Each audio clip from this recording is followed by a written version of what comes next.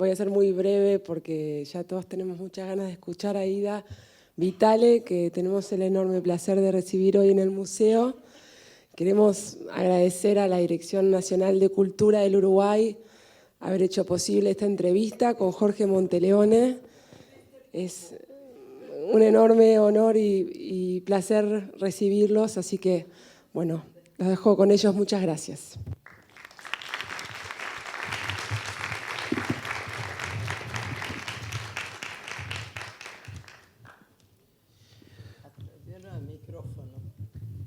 Aplaudieron a Ida Vitale, ¿no?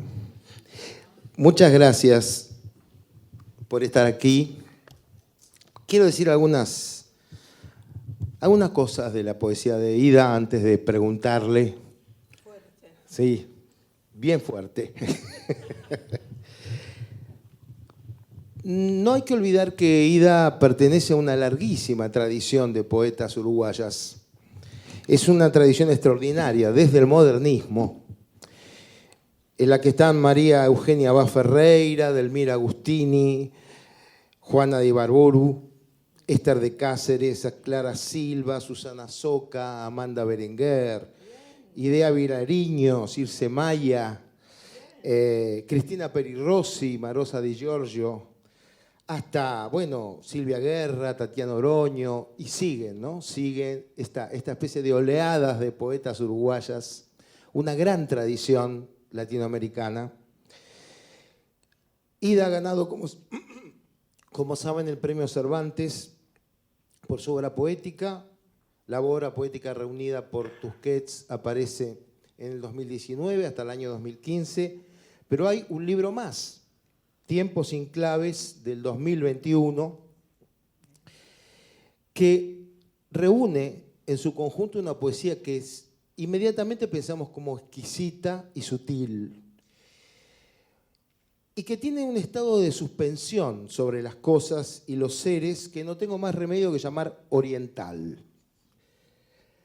Por fortuna el adjetivo oriental es pleno para ella porque es uruguaya y además es oriental porque escribe con la atención mínima y reconcentrada digna del haiku, como en los poemas llamados Vestigios, de un libro de un título muy oriental, Mínimas de Agua-Nieve, donde hay un poema que dice: el pájaro preluce a contraluz en vuelo el comienzo del canto, la noche dicta el fin.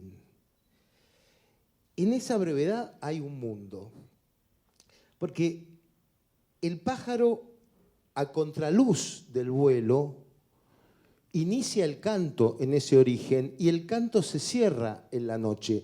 Y eso es un transcurrir.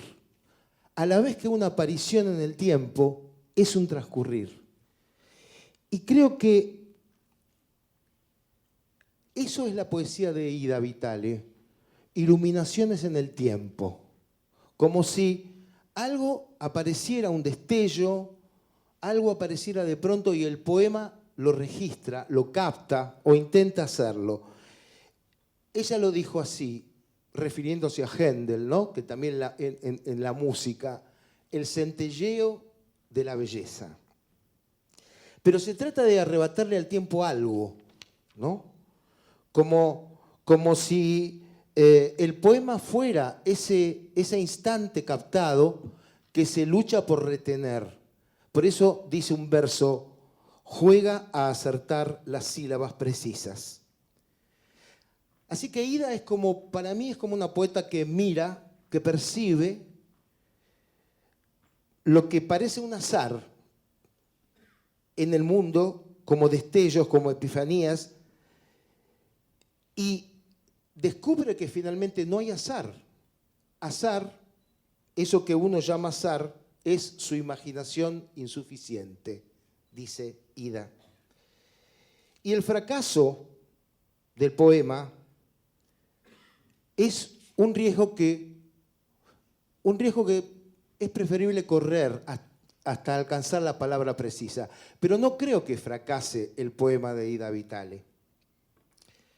No fracasa porque el ritmo, ese poema centrado en un ritmo tan preciso, tan exquisito, el heptasílabo que maneja extraordinariamente, por ejemplo, hace que la poesía mire y a la vez se ofrezca al mundo.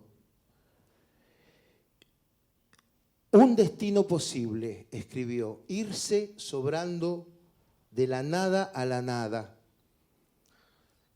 Yo creo que allí entre ambas nadas aparece esta irrupción de la poesía de Ida Vitale. Y lo que quería preguntar, para empezar, es algo acerca de este momento de doble aparición, ¿no? Lo que aparece en el mundo y cómo aparece el poema. Hay un poeta santafesino, gran poeta argentino, Hugo Padelletti, que decía, en el comienzo es la hebra, en el comienzo es la hebra, y el mundo se devana. Sí.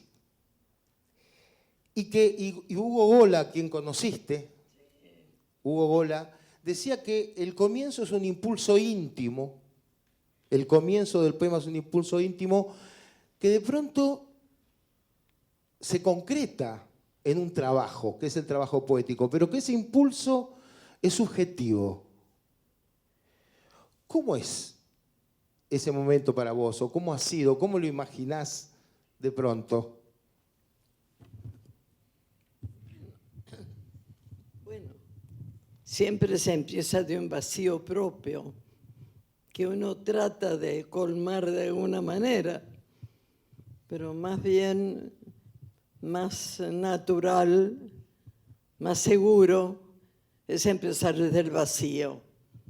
Eso es seguro.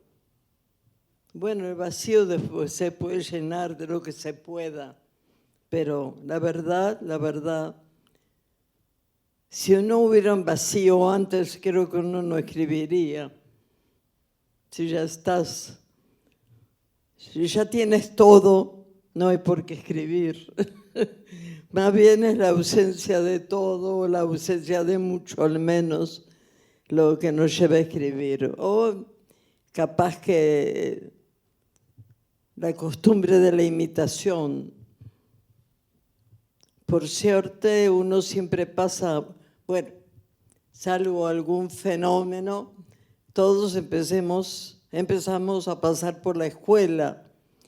Y en la escuela tiene muchos inconvenientes, pero tiene también algunas virtudes. Y es la de enseñarnos que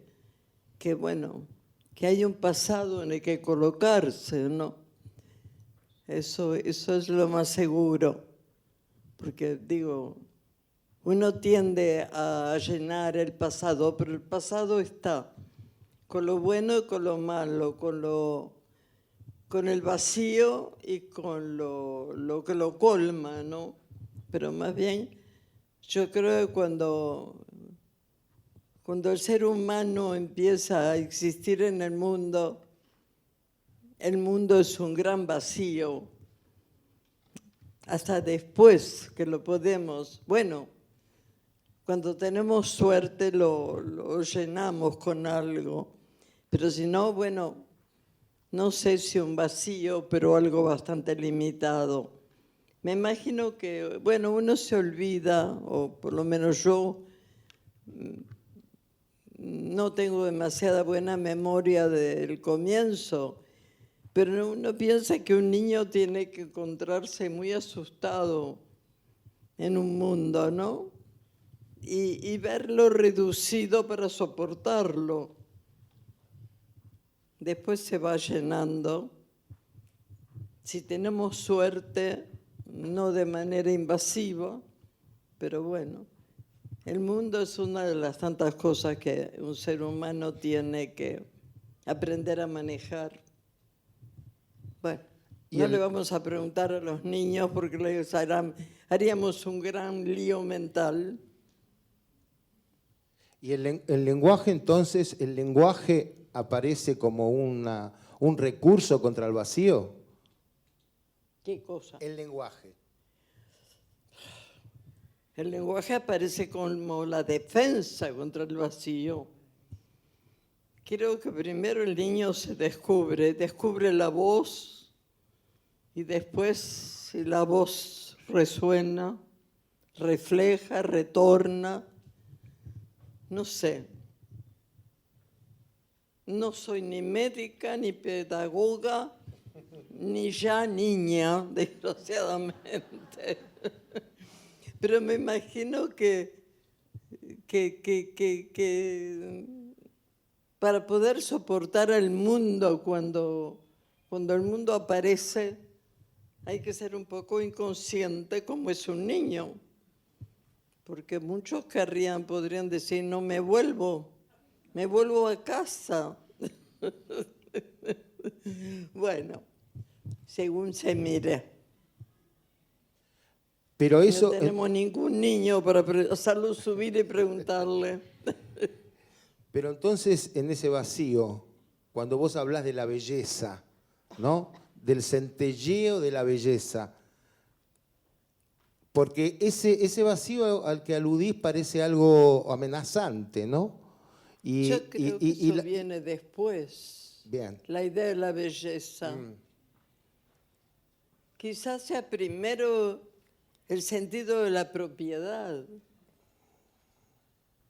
El niño sabe que un dedo le pertenece.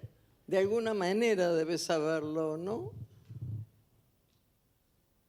Cuando le duele el dedo, le duele a él, así que se establece una relación. Ahora el mundo, no sé. Por suerte uno deja muy pronto la infancia, pues bien mirada, digamos desde el punto de vista conceptual, digamos, la imagen, la infancia es algo horrible. Es decir, no estás de acuerdo No entendemos nada. No estás de acuerdo con los artistas que dicen que hay una patria ahí en la infancia para la poesía, por ejemplo. No. Si el mundo es una cosa que se le impone al niño, no hay nada que sea natural para un niño. Creo que en sus propios dedos.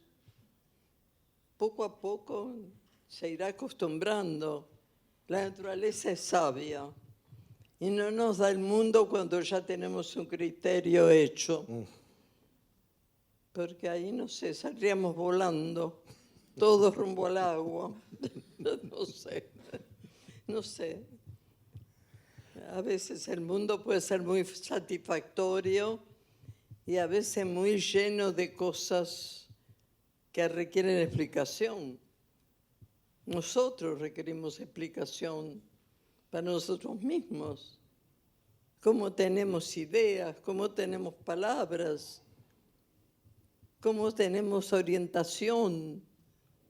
No sé, en realidad hay que pensar que somos un fenómeno inexplicable cuando llega al mundo, pero milagrosamente tenemos alguna explicación que darnos. A veces no todo alcanza. Yo creo que la mitad de las rabietas de los niños es porque no logran entender el mundo. Obvio. Mientras llega un libro para que leas poemas, no sé si tenemos uno por acá. Ah, yo traje algo, Bien. pero no sé dónde dejé la cartera.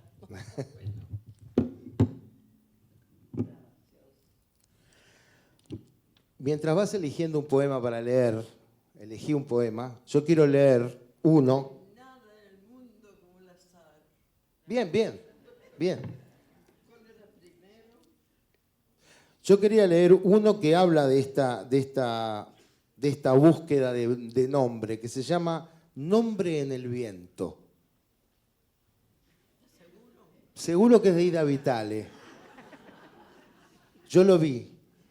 Dice, busca ese nombre y se le esconde en el orden del diccionario. Olió la hoja y su recuerdo. ¿Cómo se llamaría? Nombre en el viento se llama. Va a estar difícil encontrarlo. Mi abuela decía, Sich, ¿dónde está?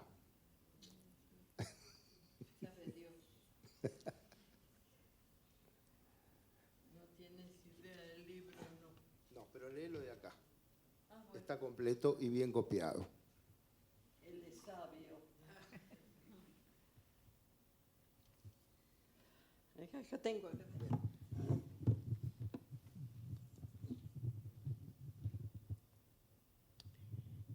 Nombre en el viento. Busca ese nombre y se le esconde en el orden del diccionario. Olió la hoja y su recuerdo. Saltó la palabra a sus labios y las letras danzaron unidas por un instante antes de volverse libres. El misterio escapó vuelto aire con la increíble fragilidad del tiempo. Hacia aquel patio, el sitio verde de la infancia, un instante en la historia de una casa y esa en la de un país. Un coágulo agreste cuyo cimiento pocos ya conocen, aman. Debe ser siglos que no leí este poema. Bueno.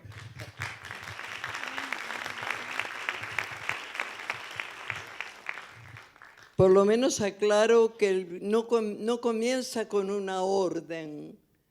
Busca ese nombre, parece ser simplemente la comprobación de algo. Pero cuando empecé a leerlo me asusté porque pensé, empieza con una orden. Bueno, no. Es un poema viejo. Y yo tengo la sana costumbre de no releer, salvo cuando tengo que elegir un libro. Pero si no, siempre pienso que quizás si yo no leo, alguien lee por mí. Pero yo no leo mucho. Bueno, va. Cuando ya es un hecho, no vale la pena discutirlo.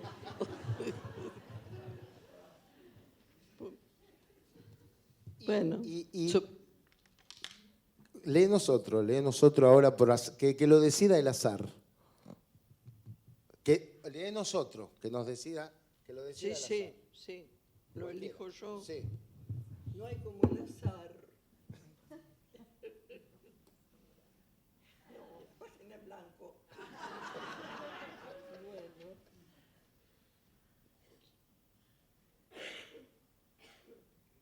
Bueno, este empieza con una palabra que ya tendría que explicar, perdón. Clinamen. Es una palabra un poco impertinente, pero ahora que la veo, recuerdo que cuando yo y otros éramos jóvenes, hicimos una revista en México, creo, sí, en México, que se llamó Clinamen. Una palabra que aparece en Lucrecio, en De ¿Tengo Rerum que Natura. explicar qué es Clinamen? Bueno, a mí me la enseñaron cuando estudié geometría en el liceo y me imagino que seguirán con la buena costumbre de explicar lo que a primera vista no se entiende.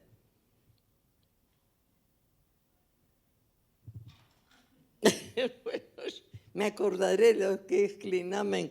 No sabría dar la definición científica, pero acá se refiere a un plano que está ahí chocando contra un círculo, una esfera.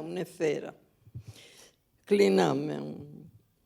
Y volveremos siempre al sesgo del clinamen, al riesgo de apartarse del punto del pasado, de donde aún el dardo tiembla, para recomenzar.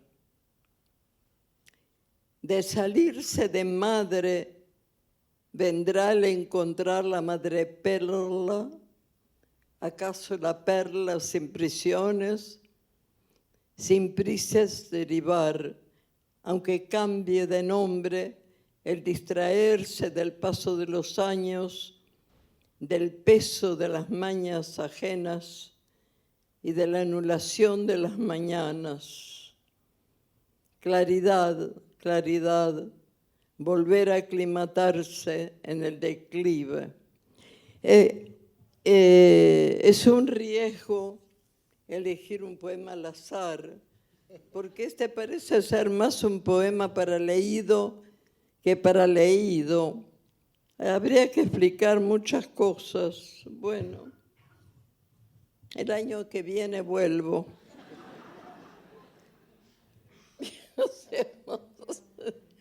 Bueno, me imagino que en general uno empieza a escribir un poema con una cierta desconfianza o por lo menos con una cierta incomodidad frente a algo. Ese algo puede ser el mundo. Y uno piensa, evidentemente cuando yo empecé a escribir este poema, no estaba muy cómoda en el sitio en que estaba. Y quizá no estaba muy cómoda tampoco con el pasado. Habías escrito una vez en un ensayo sobre Valente, José Ángel Valente. Me atreví. Es un ensayo extraordinario. Bueno, Valente es extraordinario. Sí. Hablaste de... Por si a alguien no le suena mucho y muy recomendable. Hablaste de un...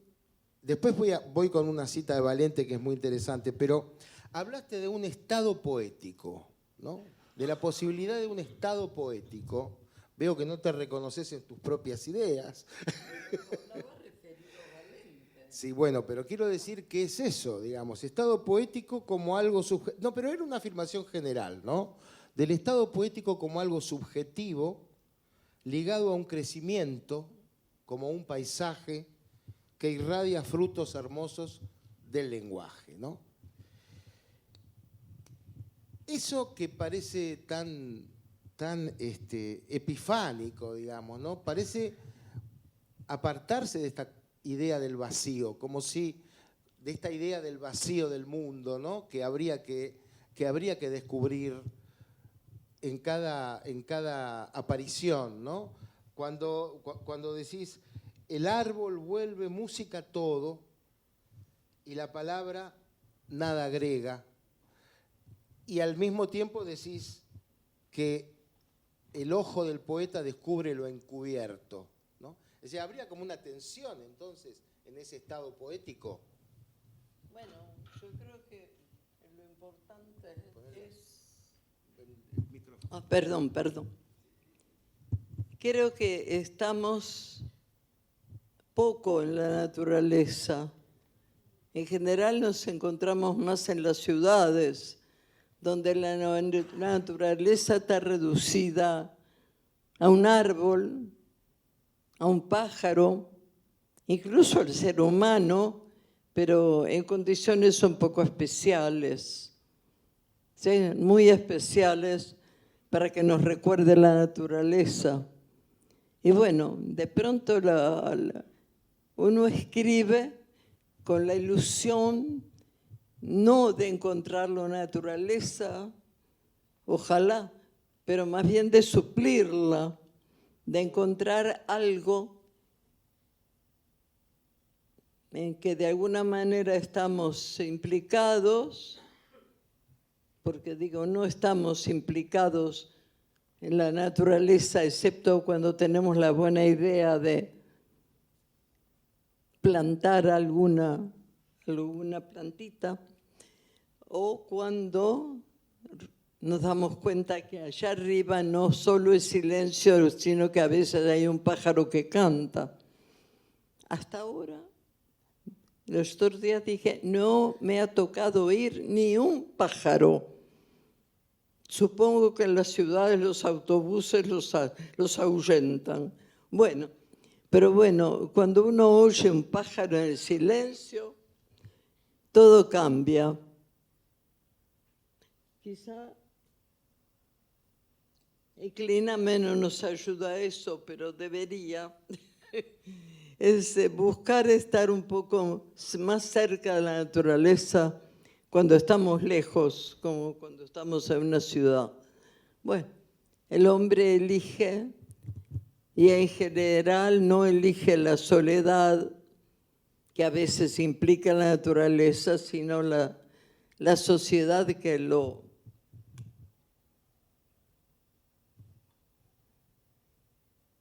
socorre, que lo ayuda, que lo abriga. Así hasta que la sociedad un poco supera sus deberes. A veces una sociedad pesa mucho. En general todavía acá en América vivimos en ciudades bastante humanas. Pero bueno, hay que tener cuidado que no se nos vaya la mano y los autobuses y los autos y los tranvías y los teléfonos arrasen con todo. Bueno, siempre quedará un árbol con un pajarito arriba que nos salve. Espero. Bueno, pero el Cliname no tenía mucho que ver acá. Leamos uno de los últimos. Acá. ¿Están ahí? Sí. Bueno, me parece que tú últimamente te enteraste más que yo.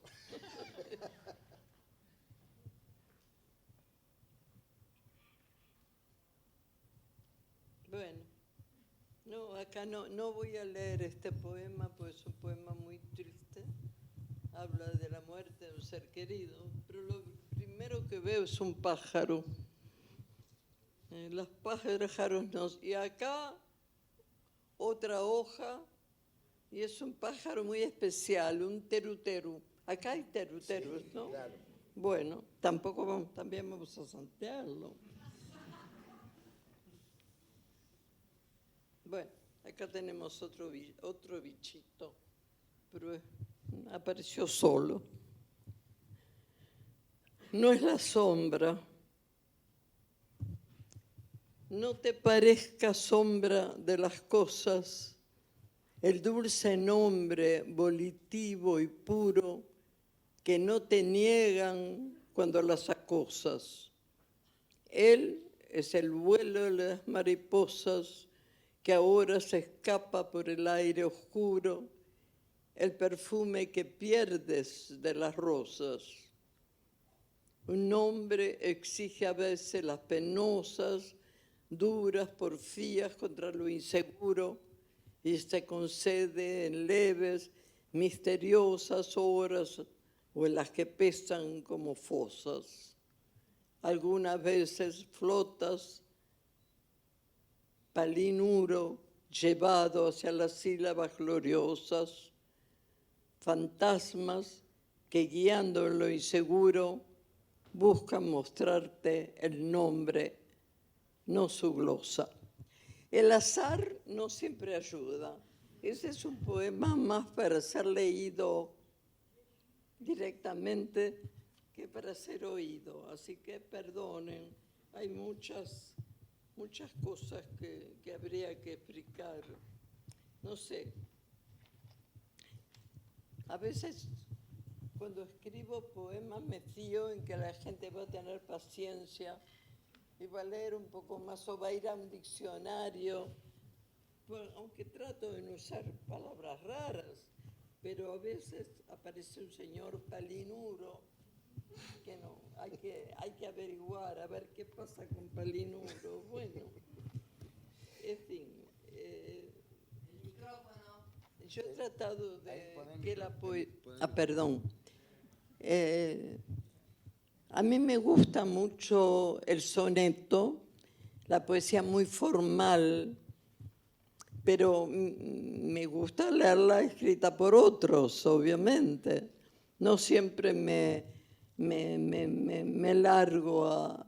Creo que sonetos los escribí muy al principio y creo que ya es una forma que me inspira demasiado respeto. Pero en tu poesía hay una marca de métrica muy, muy intensa dentro de la variable, ¿no? Porque hay mucho ritmo de la métrica clásica, sí, heptasílabos, endecasílabos, ¿no? Olga Orozco decía que respiraba hectasílabos y endecasílabos, ¿no? Bueno, y que por algo eso, está la eso ha quedado, forma, ¿no? para que nos socorramos con ella. Pero también el exceso de la forma, a veces, por ejemplo, el siglo XIX era un siglo formal. Y bueno, y uno lo admiró mucho, uno admira siempre la forma, porque la forma implica trabajo, primero para el escritor y después para el que lo lee. A veces no estamos muy acostumbrados a leer poemas muy formales. Creo que el soneto, por ejemplo, no es que no se siga escribiendo, se sigue escribiendo, pero creo que el soneto fue una forma que encontró su siglo, o varios siglos. El siglo XVI, por ejemplo, solo no se atrevía a hacer poesía sin estar amarrado a alguna forma exigente. Pero también la libertad tiene lo suyo. Eso los surrealistas, por ejemplo, lo descubrieron. Y la libertad por los surrealistas imperó tanto en la literatura como en la pintura. Digamos que fue un siglo libre, ¿o no? También hubo muchas revoluciones que no siempre implican libertad, más bien todo lo contrario. En general las revoluciones tienen más reglas, más impedimentos. Tuviste un exilio de 10 años, 11 años en México. 11. ¿No? 11 años en México.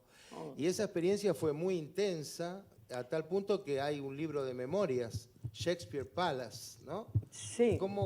Contanos un poco cómo fue. Fue un libro de agradecimiento, ¿Cómo fue esa más historia que de en relación con memoria. el libro? Sí. Bueno, es que cuando uno se va del país, uno tiene la ilusión de que el país es una enorme casa que nos protege. Pero a veces hay viento y las puertas se cierran y se golpean y nosotros quedamos del lado de afuera.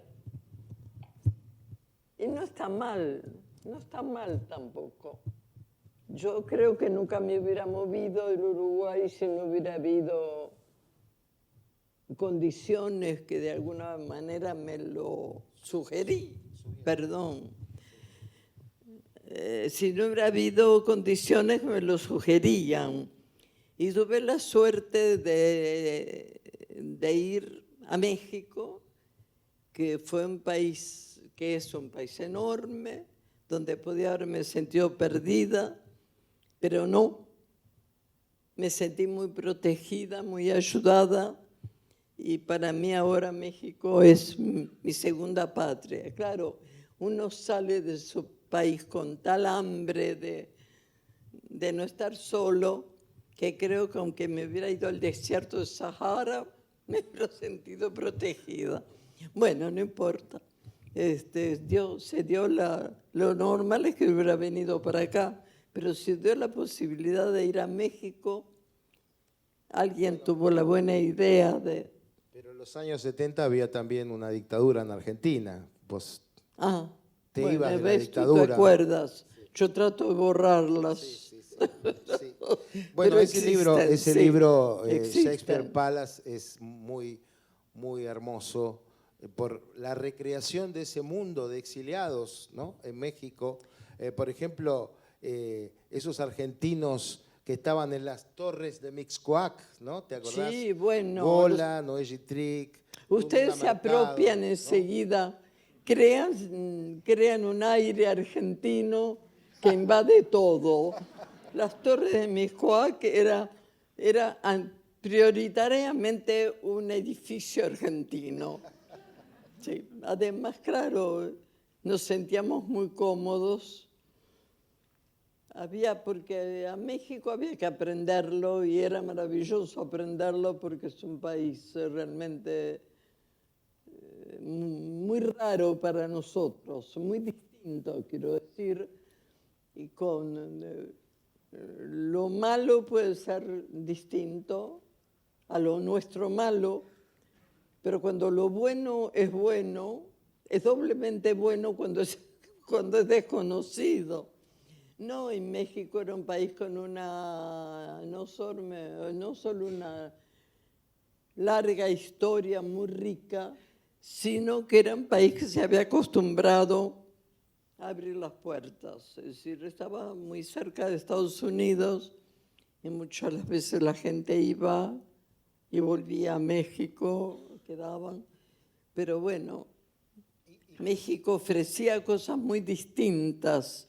¿Y cómo fue tu experiencia en Estados Unidos, en Austin, donde también estuviste, en relación también con la cultura latinoamericana? ¿Cómo fue esa separación, digamos? Yo tuve la suerte de tener un marido maravilloso que cargaba con la responsabilidad de acolcharme la vida, y él era profesor, y entonces, claro, llegábamos y ya había una universidad que era lo más inmediato, que nos acolchaba la vida, porque la universidad tenía profesores estupendos, alumnos estupendos, y ya no íbamos más allá. Ya teníamos un lugar donde estar cómodos. Pero bueno, no quita que siempre el salir del país, cuando uno sale, una cosa es cuando uno sale a pasear, a conocer mundo, y otra cosa cuando uno está en un cuarto y tiene que elegir lo que entra en una valija, que eso es todo lo que llevamos de nuestro país. Algún libro, es una experiencia en realidad que no se la deseo a nadie, que me imagino que en Argentina también muchos han pasado por ella, pero aunque es una experiencia muy enriquecedora, se parte de un momento de desacomodo, de angustia. Uno siempre piensa, aunque lo que está cerca tenga mucho malo y uno ya ha vivido muy molesto, pasa a pensar que eso es mucho mejor que lo que nos puede sorprender. Es una equivocación que todos los que hemos tenido que dejar un lugar para ir a otro, creo que hemos pasado. Siempre uno empieza por ser desconfiado del futuro, para cuando después el futuro no es tan malo, sentirnos cómodos. Pero siempre es mejor pensar que uno puede, me está buscando algo. Bueno, dejemos que el que parece que tiene idea. Acá hay un poema que se llama Austin, ¿no? Que escribiste, evidentemente ahí, léenos ese poema. No me acordaba. Espero que no me quejé de algo.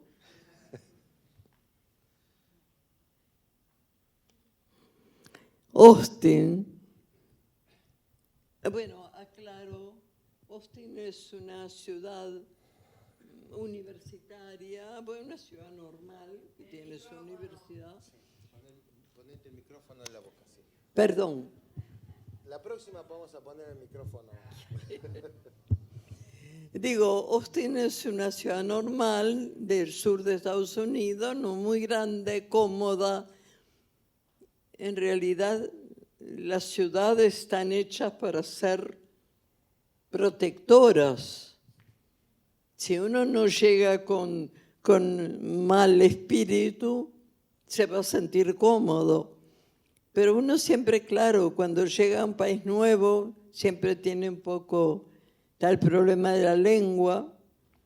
Yo hablé siempre mucho más francés, italiano que inglés, Así que tuve aparte, aunque sí había estudiado en el liceo, pero bueno, siempre la profesora de inglés es pobre, es fatal. Es con la que uno se abusa un poco. Después lo pagamos. Pero bien, yo siempre fui muy respetuosa de las profesoras de francés e italiano. Y con el inglés, como era una lengua que estaba tan lejos, nunca me preocupaba mucho. Me gustaba más de puro caprichosa el alemán.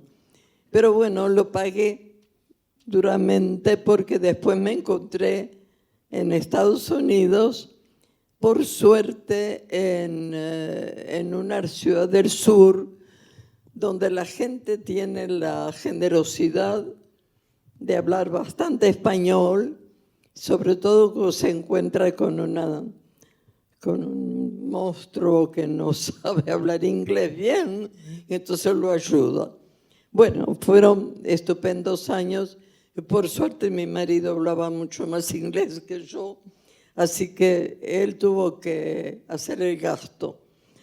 Pero bueno, luego fui muy feliz en Austin, fue una ciudad muy agradable, universitaria, cómoda, donde había muchos estudiantes de otros lugares. Bueno, Austin, tu pensamiento, perdón, el pensamiento va de una casa a los árboles, se detiene en un pájaro, una esquina, una nariz extraña, se funden y alejan el rayo de luz, las graves, interiores inercias. Todo es suma de partes. Debería aprender cuáles forman esto que avanza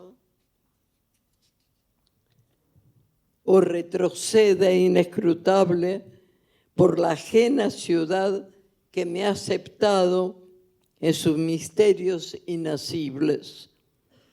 Distancias aún no sumadas y tatuajes, pocos susurros, arrebatos de mentes, prescindibles noticias aventadas al oído en que caigan, algo vago que reemplaza las almas.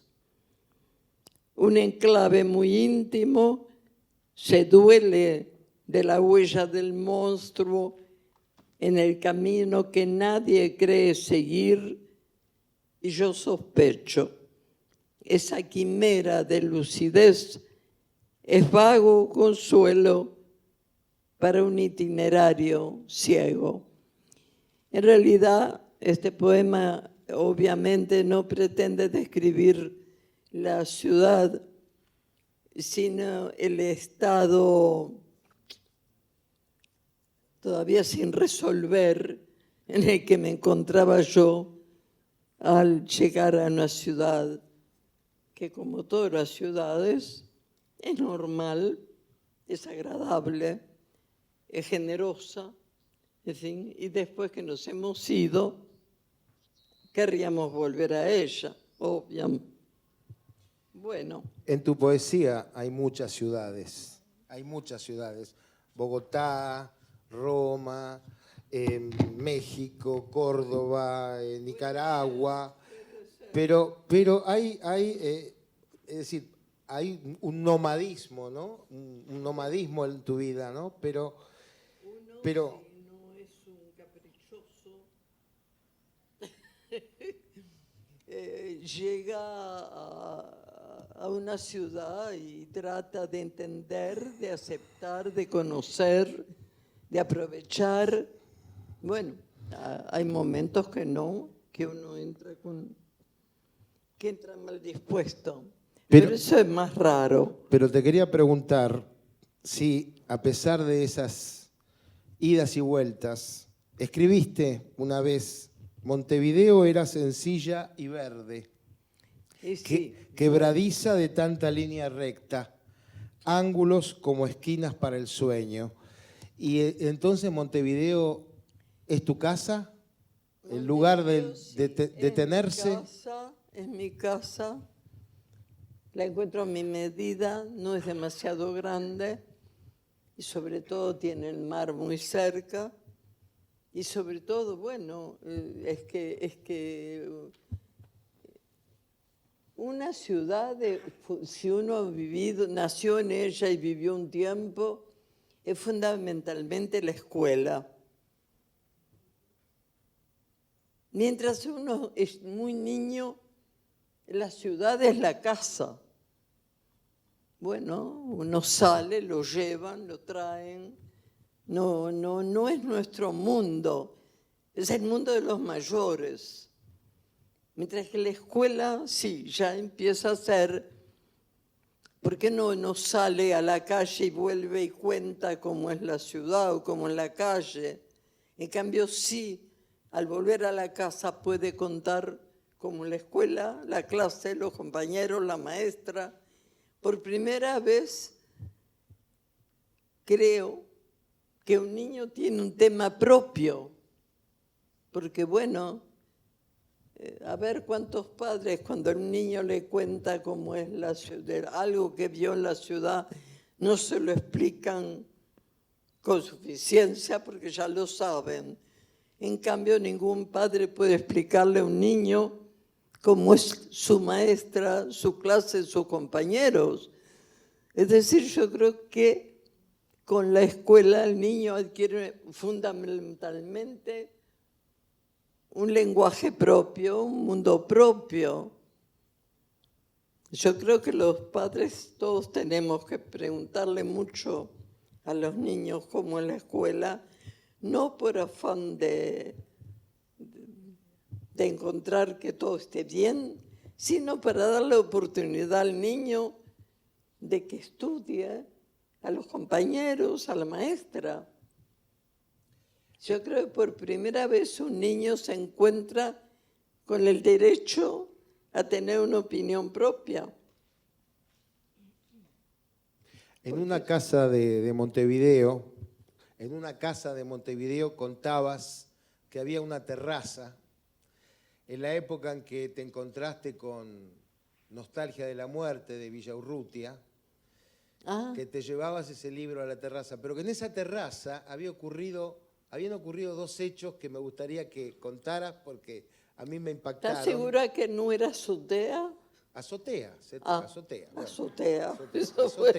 La azotea, que era el nombre que tenía en mi casa también, la azotea. Claro. Exactamente. Bueno, es que una cosa es la azotea y otra la terraza. Exactamente. Algún arquitecto te lo aclarará. Exactamente. Bueno, en la azotea viste pasar el Zeppelin, el Graf Zeppelin. ¿Te acordás de eso? De Shakespeare. Bueno, yo me acuerdo que en una azotea tuve un gallito. Nos habían regalado un gallito y era una casa sin jardín, o tenía un jardincito abierto adelante. Y yo me lo llevé a la azotea.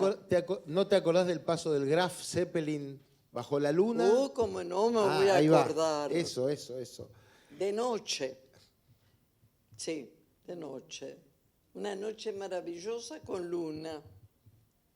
Y para mí implicó el derecho a subir a la azotea de noche. No porque la azotea de noche fuera... Es que para ir a la azotea había que pasar por el cuarto de la empleada, que naturalmente dormía. Y aunque no fuera de noche... en casa me habían enseñado que eso era la privacidad de la empleada, que no era mi territorio, que tenía que dejarla tranquila, en paz. Entonces, yo iba poco a la azotea, pidiéndole permiso a ella y que me acompañara y demás. Y la azotea, bueno, era la noche, la luna y esa cosa que uno no solía encontrar en un cielo. Maravilloso, sí. Y eso fue en Montevideo, siendo niña y viviendo en el centro. ¿Y es cierto que viste al Graf Spee hundirse el barco Bueno, de los no nazis. lo vi hundirse, lo vi hundido. Ah, bien, bien. Porque si lo hubiera visto hundirse hubiera sido una angustia espantosa. En cambio, ya hundido, como es más... Pudiste percibirlo ahí. Creo Bien. que me explicaron que era un barco enemigo. Un barco nazi, la batalla del Río de la Plata, perseguido Claro. por los ingleses, llegaron hasta el Río de la Plata. A ver, era Era un barco nazi que persiguieron. brasilero. No, nazi. Ah, nazi, Sí, sí. No, porque los brasileros enemigos nunca. Me puso muy inquieta. Eso es surrealismo en No, acto. No. Es papa grande Brasil. ¿Vos recordás esos años de la guerra? ¿Recordás esos años de la guerra? Bueno, sí, lo recuerdo porque en casa tenían la buena costumbre, porque en general no es habitual, me dejaban leer los diarios. A veces, claro, según las páginas de los diarios venían mis preguntas que no siempre eran bien recibidas. Había palabras que no se oían en casa y que no consideraban necesario que yo aprendiera en los diarios. Entonces, en general, el diario estaba acotado por algún adulto que me orientaba o me sacaba. Por ejemplo, prefería que no leyera las páginas policiales, que eran el sostén del diario. Los del diario tenían la mitad política exterior, un poquito política privada, nacional, y mucha policía. Bueno, eso tampoco les gustaba que lo leyera. Pero bueno, una de esas cosas, si no iba, le preguntaba a la empleada, que ella estaba muy capacitada para informarme de eso. Entonces, bueno, uno solía sacar algo del diario. Eran mejores que hoy, eran más grandes y tenían páginas para niños, cosa que creo que ahora no se estila mucho. Pero bueno, no es que me facilitaran mucho los diarios, pero tampoco me los prohibían como para que yo me obsesionara con el diario. Había otras lecturas, así que alcanzaba. Y también ahí comenzaste a aprender el italiano y el francés. ¿Cómo fue ese encuentro con las lenguas? En casa había libros en italiano. Mis abuelos eran, bueno, uno de un lado era italiano, pero yo no lo conocí porque murió antes.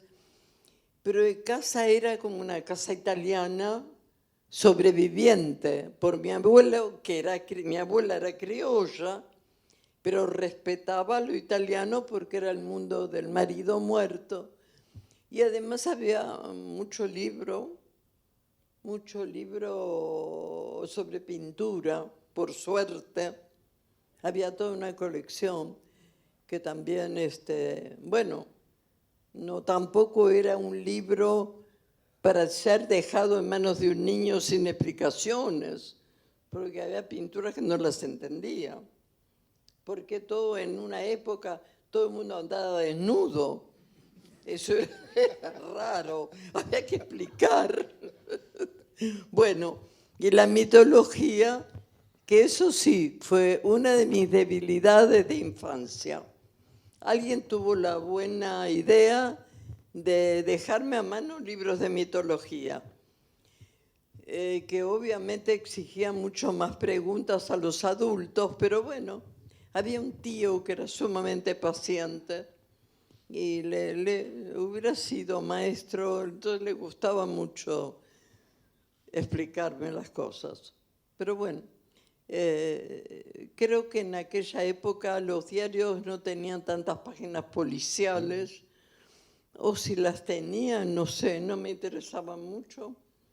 Pero había siempre, en realidad el diario fue un poco una entrada entrada al mundo. Había libros, pero bueno, en general eso del libro con letras chicas y sin ilustraciones.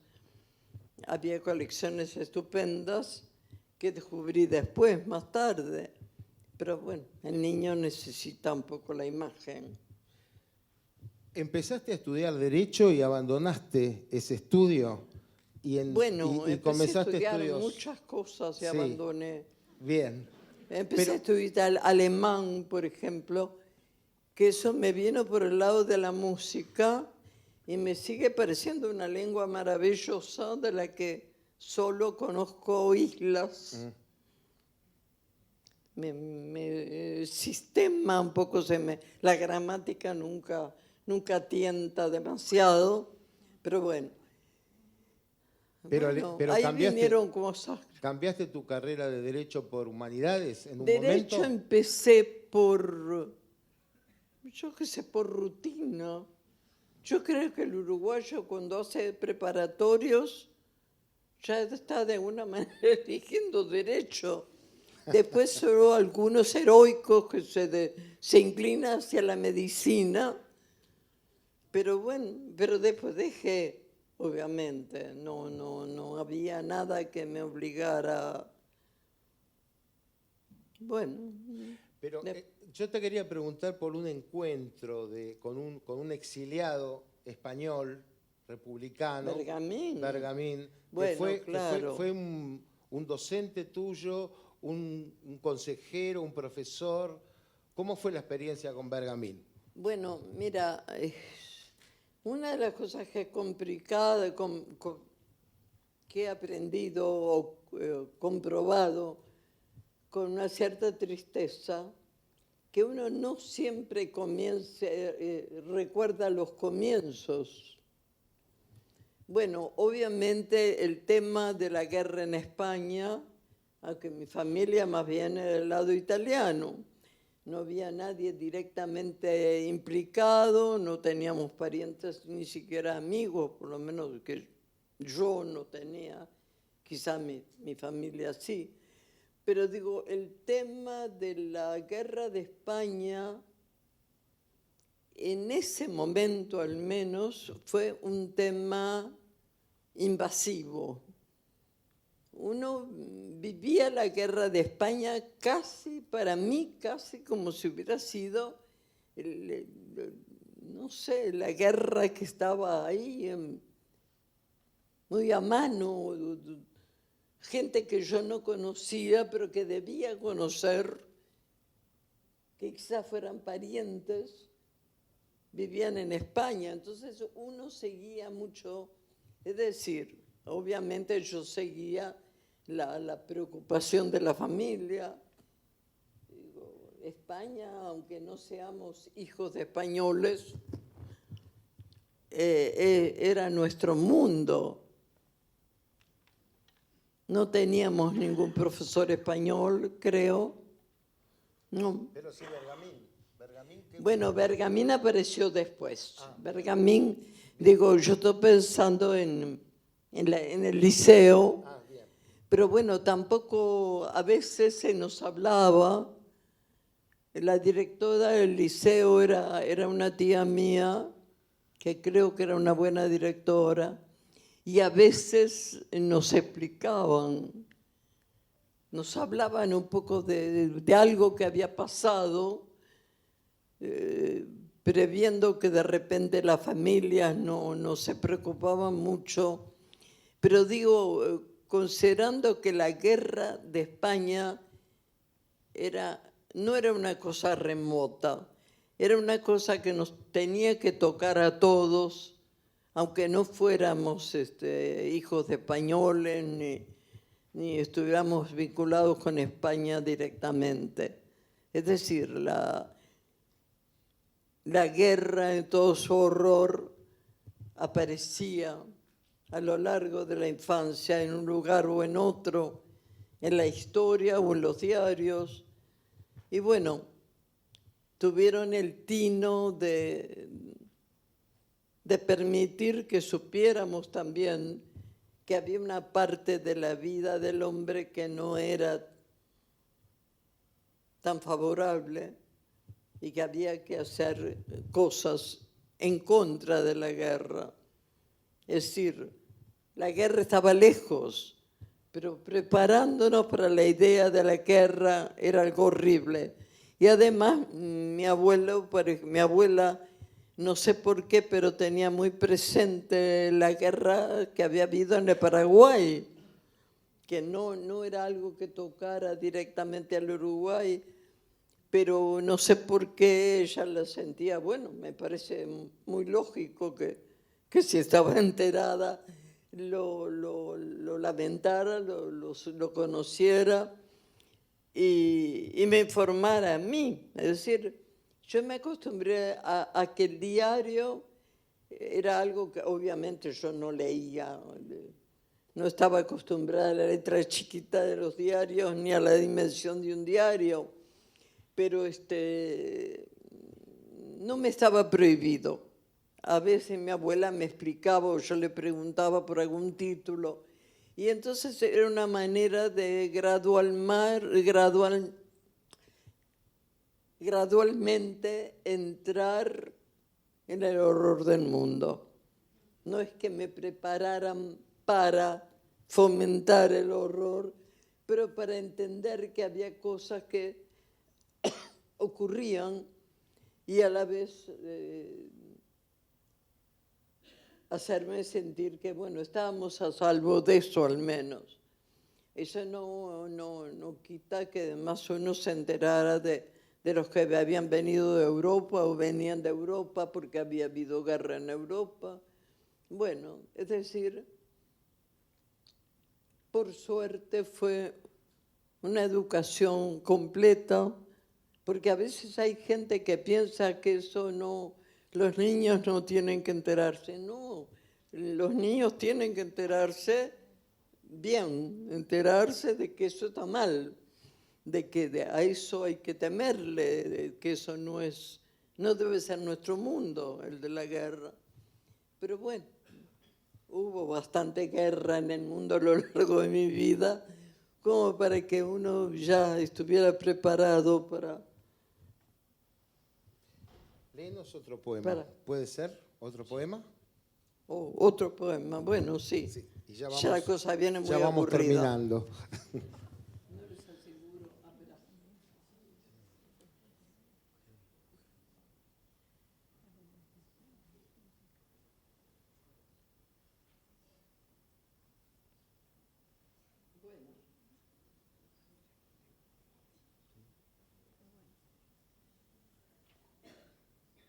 A veces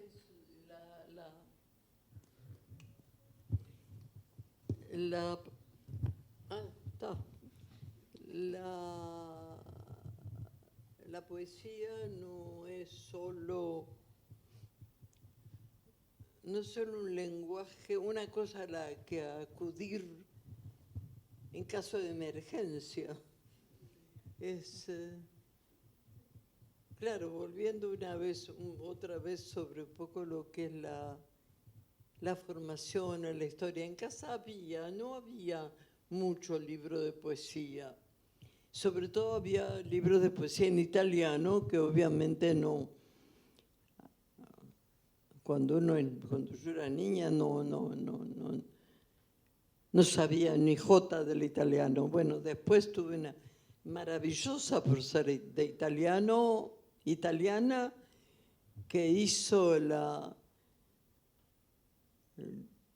tuvo la habilidad, la capacidad y el entusiasmo de meternos el italiano en un año. Ya es una cosa importante que en un año haya podido leer los libros que había en casa, en italiano. Francés me llevó 4 o 5 años. Claro, lo sabía mejor que el italiano, pero también pienso que toda la gramática corrió a cargo del francés y el español, y ya el italiano fue en coche un poco. No sentí que la gramática fuera tan importante. Pero bueno, quizás yo pensaba que el italiano era la lengua de mi familia, bueno, de un abuelo que yo no había conocido, y mi abuela era criolla y no hablaba italiano, pero sí los hijos, los tíos, los hijos de mi abuelo, todos hablaban italiano y había mucho libro. Me acuerdo en el escritorio donde estaba el teléfono, había una pequeña biblioteca que estaba toda llena de libros en italiano. Así que yo los miraba a diario y pensaba, bueno, quizá algún día yo llegue a poder leer algo de esto. Así que, bueno, no sé por qué estoy en eso, pero vengo bajando hasta la idea de la palabra, porque acá hay un poema que está dedicado a las palabras, Parvo Reino. Palabras, palacios vacíos, ciudad adormilada, antes de qué cuchillo llegará el trueno, la inundación después que las despierte. Es decir, en el fondo atrás está aquella idea que me obsesionó por años de todas las palabras que yo no entendía, en libros que yo no entendía y que no estaba segura de algún día llegar a ellas. Vocablos, vocaciones errantes, estrellas que iluminan antes de haber nacido o escombros de prodigios ajenos. Flota su polvo eterno. ¿Cómo ser su agua madre, todavía una llaga en que se detuviera? Pasar de yermo a escalio con su abono celeste. Este no es un poema muy fácil de leer, pero en realidad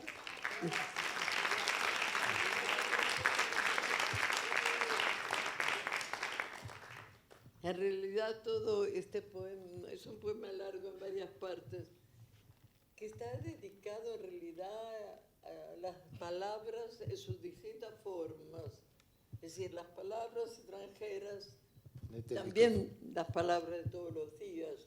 Es decir, bueno, soy el maestro Ciruela hoy, no hay caso.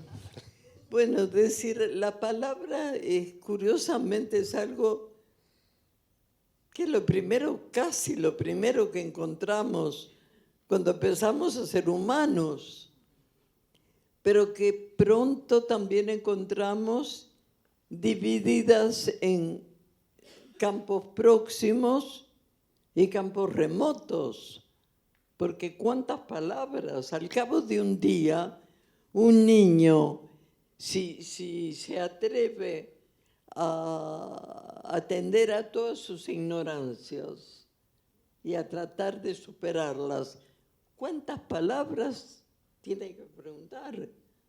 ¿Cuántas cosas oímos de niños y son misterios? A veces misterios completamente aburridos, pero a veces no, a veces quedan ahí.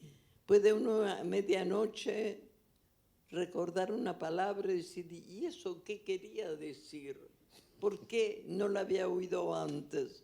Bueno, es ese mundo enorme al que el niño entra heroicamente y casi solo. Porque si bien pensamos, por más que hoy una oficina nos dé mucho trabajo, ¿qué trabajo pasa un niño desde que es niño hasta que empieza a considerarse más o menos humano? Bueno, es esa riqueza a la que todos nos encontramos y que a veces desperdiciamos. Yo me acuerdo que mi abuela a veces me preguntaba, ella estaba casada, había estado casada con un italiano, pero no hablaba italiano, ninguna lengua más que el español. Y me preguntaba, ¿pero tú entendiste? Y yo me quedaba así, me decía, porque si no entendiste, hay que preguntar. Mi abuela era la primera, claro, después yo no le preguntaba a ella, sino a mis tíos o a mis padres. Entonces, pero ella me recomendaba mucho la curiosidad como un arma casi. Bueno, es a veces. Bueno, terminamos por esta heroica continuidad. Muchas gracias, muchísimas gracias, Aida, muchísimas gracias.